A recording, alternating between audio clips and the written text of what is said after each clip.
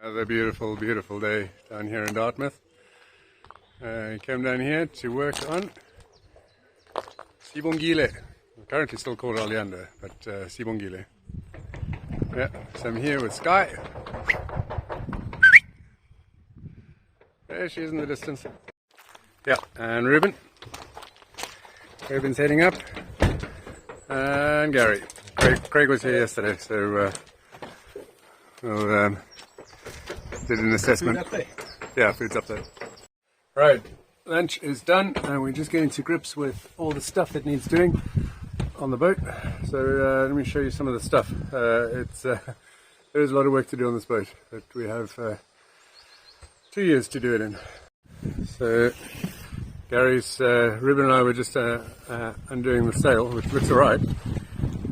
Gary's been working out the halyards and trying to work out which is which, and we found the topping lift, we found the head sail halyard. We haven't found the main halyard yet. We'll work it out. We've only just started. And that sort of mess of ropes down there, a lot of these things are super green. The state of that. Yeah. Neat and tidy on the scaffolding. It would have, but there's not our scaffolding. Put it under the boat.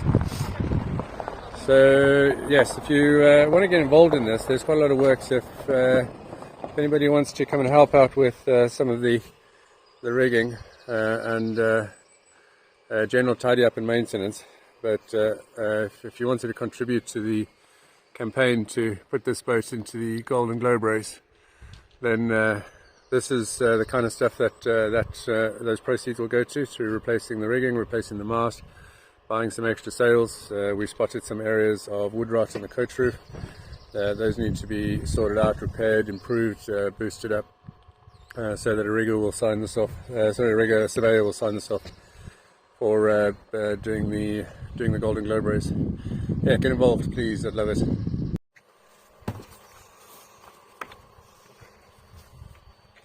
Rebs, can you bring that stuff that I threw down there, that rotten wood? Can you bring that under the boat as well, please, boy? Yes, please, Rebs. Right, we managed to get the main up. Trying to work out what the hell he's done. The topping lift turned out to be the main halyard. And what I thought was a triadic stay was a static topping lift. So I think the whole idea is that you raise the main, and then actually the topping lift doesn't get adjusted, and it just catches the main when it comes down. But I think this sail is actually in a good nick. It's been folded up in its stack pack and its sail bag for a long time. So it's super crinkled, but I think once it's underway, then this is actually good. It's got a few little sort of algae marks on it. And there might actually be a little bit of chafe. Where is it? There, in the middle there. No, that's... Sorry, that fluttered a little bit, so that's just old organic matter. So I think this sail was probably only about 2 years old when the boat got put away. Oh, happy with that. But the boom and all the anodizing is still fairly good. So this boom is probably okay. The collar at the end for the sheet and the topping lift, the original topping lift, that needs to be replaced. And there's a bit of pitting, surface corrosion on these ends, but nothing really to scream about. The oddest thing is how this clue is attached. That's an M8 bolt with a nylock nut, and that seems a bit odd. I don't know who the hell this boat belonged to originally, but there's a lot of oddities on this boat. That's the gate over there. That's fairly standard. I've seen that plenty of times before, but I probably would change that so that that wing nut doesn't damage the sail when you're running. Oh, not too bad. This arrangement's new to me. I've not seen this before. This is a boom track. I guess that you can fly different size mainsails. No idea. But seems a bit pointless. But unless you want a smaller sail, just higher up the mast so that you've got more wind power up there. Don't know. Yeah. Idea. So yeah, generally in a good condition, but this is a 50-year-old mast. I think it's got some heavy pitting around where there used to be a cheek block. So I think that was first reef. First reef's been moved. So that's now the chief block for second reef. First reef's on the other side now. Third reef over there. And then loads of retrofitted eyelets over there. Yeah. And a sail stall, definitely serviceable. Another few years. And we've taken down the head sail. Taken that down, so we'll clean that up, renew the UV strip, and then put that back in. Hey, Riz. Want a croissant? Have we worked hard? Have we worked hard enough for a croissant? Well, I sure have. It's freaking hot. It's super hot here. Well, this isn't a quarry, so there's not a lot of airflow. But I'll show you how far we've gotten. So it's definitely a case of darkest before the dawn. We're finding loads of issues. Going to talk us through what we found? Some rot on the side here, and Ruben jumped down and cleared all that out. So yeah, this is going to be replaced. There's some rot over here on the inside, underneath there. This is all rotten over here. It's going to have to be replaced. I'm not sure how much. It doesn't look as though there's much rot on this side. Yeah. Yeah, we'll see what happens when other stuff is ripped out. So yeah, there's a lot of work that has to be done. So forward of the companionway is looking fine. There's a few areas where I just need to check out for any water ingress for the timber coach roof. That's Golden Globe's strict stipulation is that because this is a fiberglass hull with a timber coach roof, that needs to be fairly bulletproof. But I want to talk through an idea with a naval architect at some point about a way to actually improve the water shedding and more storage, and actually make the boat a little bit more survivable, if you like, improve the survivability for the crew, the skipper as well as the boat in the Southern Ocean, by actually quite significantly reducing the size of the cockpit itself. So to almost sort of eliminate the cockpit and have I don't know what they call it, like a section of coach roof that sort of is flush across there, forward of the binnacle, and then just have the footwell here with a helm seat, and yeah, I want to talk that through with somebody. It's difficult to explain. I can probably point you guys to an example of what I'm talking about, but I don't know if it'll meet GGR specifications. But what Don has said is that the design is provisionally approved, subject to a survey. So I need to, whatever I do and whatever is done to the boat, I need to convince the surveyor that this boat, well, I don't need to convince them, they need to be satisfied that this boat is going to be able to do a passage through the Southern Ocean. And in fact, I want it to be capable of the Southern Ocean twice. So I want the crew to be safe, I want the boat to be safe, I want it to be a reliable, shed water fairly quickly, blah blah blah blah blah blah blah, you know, bulletproof is the operative word. Yeah, so that's all stuff I need to sort out. Yeah, anyway, I'm waffling. It's tired, I'm hungry.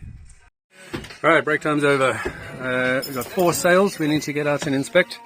I don't know what this is. This looks like a extra jib, but we've got this one, and we've got those 3 over there. There's another one behind that tan sail cover. So that one, those 2, and this one. Yeah, so I think this is definitely the spinnaker. And throwing it down is... oh, sorry, there we go. This is definitely the spinnaker, and throwing it down has shown how perished this bag is. So we won't get that out. We're trying to work out what this one is. You want to come and help here, Ribs, go help there, boy. Oh, okay, that's another light air sail. Okay. Gosh, heaven alone knows what that is. That seems a really weird shape. I think this might be the one for that really weird positioned halyard, the one that's sort of above the light over there. Really odd halyard up there. It's in the middle of nowhere for no good reason. This might be the reason. A wind seeker or something. Alright, this one next, little one. So this one has somebody's name on it, Stuart Todd.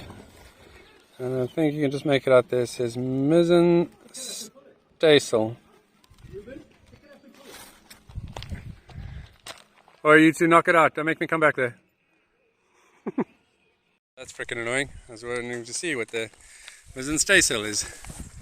On the bag, it's on this side it says mizzen staysail 2, and it turns out to be a dinghy cover. So there was no sail in there. Oh, and then this one, I think is looks like a storm sail.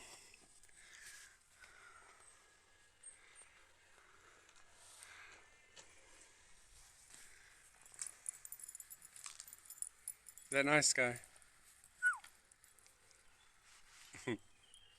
Rip. Where is it?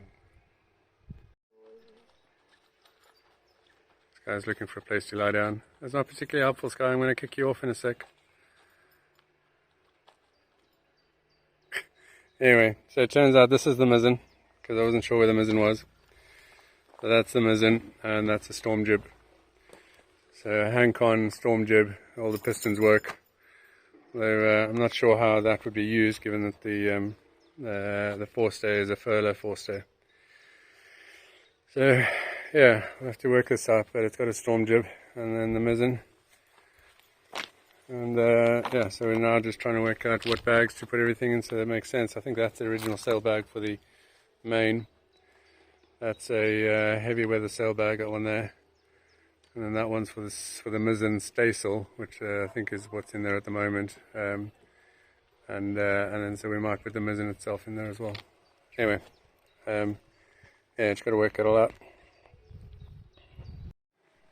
What's that, Rubes? Is this the head sail? Why are you asking that? Because it's massive. It's massive. So this is a spinnaker, Rubes. You fly this in low air, in low wind when you're going downwind, or slightly off to the wind. So yeah, so the mizzen spinnaker looks massive, but yeah, we'll see. Maybe we'll downsize it, but it's at least it's in a good condition. All right, time for the build. So all done. Quickly walk you through what we've achieved. So we've done lots of little adjustments, like for example, reducing the height of the furling line, so that it's less of a trip hazard when you're putting your foot in here, because it would have been absolutely over the height of my foot down there now. So we changed that. What else did we change?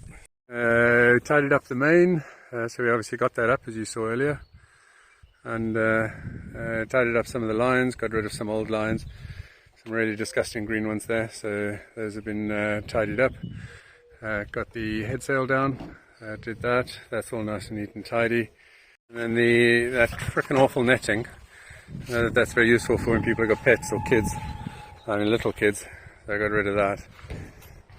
It'd be nice to have maybe given the deck a bit of a wash, so we didn't do that, but I just spotted actually there's a cleat missing there, same as that one over there, that one there, and it's missing on this side. Down here, so I need to bring some cleats next time. So that's fairly solid cleats. I'm not entirely comfortable with that, but yeah, so that's done. I found the mizzen, didn't install it, but that's done. And we started cleaning out the bilge, so that's not pumped out, but at least there's a little of the kind of odd things that are out. So that's done. We discussed a plan for this section that needs to be fixed. I don't think we're going to be able to take this boat to the around the island race. That's not going to be feasible, I don't think. All of this needs to be replaced, needs to be ripped out, replaced, so I've got some ideas for that, but at least to make it sort of temporarily sailable. I've got ideas for that. I need to come up with stuff for the cockpit. Yeah, and then obviously we've packed up on the inside. Closed all the bilges, packed all that stuff up, so that's all done. So the biggest issue, obviously, is the fact that this all needs replacing. All of this wood here, there, that all needs replacing. And so we've got another, we're down again next weekend. If anybody wants to come and help, we're down again next weekend from Friday through to Monday, in fact. And then it's going in the water on Monday. And then I have to work out a plan to actually get it across to Southampton. Yeah. Anybody got any ideas? Anybody want to join that? Anybody want to take this old gal over to Southampton with me, or for me? Feel free to. We can see how we get on. Wouldn't it be nice if the forecast for next weekend, for next week, not the next week, the week after, we commencing the 10th, was sort of 10 to 15 knots, pretty much consistent all the way through, southwesterly wind. Hell, we could be popped in the water here, scoot our way past Portland Bill, time it right into the Solent and up and into the Itchen to drop the boat off at Reggett. That would be cool. Anyway, let's keep an eye on the forecast, see what happens. So yeah, we're all done for the weekend. It's 5 o'clock, time to go home. We got a 2-hour drive back, but yeah, it's yeah, you get a little bit despondent, and then you get encouraged, and then you get despondent, and then you get encouraged. But I think there's a lot of work that needs to be done. I need to talk to a naval architect about what we can do to get this boat ready to pass a survey, to be able to get the green card to do the Golden Globe race. Thoughts maybe just sand everything back to bare fiberglass, bare wood, everything, and just redo the coach roof, 3 to 4 layers of fiberglass, and see if we can at least protect some of the aesthetics of the boat. But the coach roof needs to go to emergency orange anyway, and lots of accents need to be added, so it's a bit of a moot point how much of the aesthetics we try and protect. But yeah, I need to do that and then see how we get on. So please share the story, please share the video, please encourage us to grow this channel, or encourage people to help us grow this channel. We really want to make a good showing at the Golden Globe race, or the Global Solar Challenge, whichever we make the deadline for. But yeah, and support us on PayPal, Patreon, Ko-fi, whatever it is. You know, we've raised no money yet, so it's all still privately funded. But you know, your support and to help this thing happen would be amazing. All right, see you next week.